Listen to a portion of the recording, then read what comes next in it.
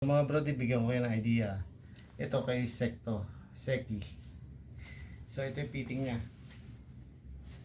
Yan na. So pakita ko sa inyo si Hoklo. So ito naman mga bro, si Hoklo.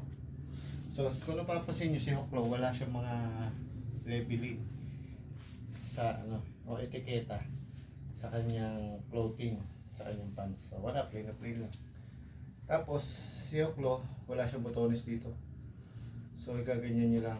Tapos yung mga packet nito, medyo mababaw. Yan na. So pakita ko naman sa inyo si Seki na si Otako. Si Otako naman papakita ko niya. Si Seki pala to. Si Seki una, ito na si Hoklo. Ito si Otako naman. So ito naman si Otako, double XL din to.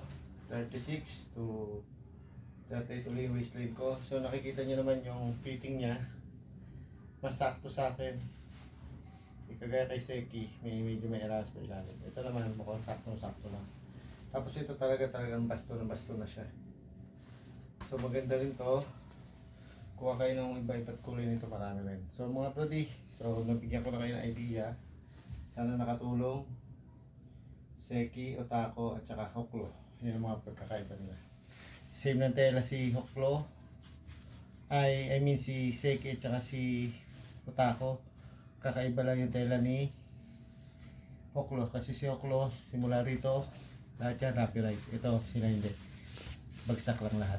So mga prodi, sana nakatulong sa inyo itong video na to. Ciao!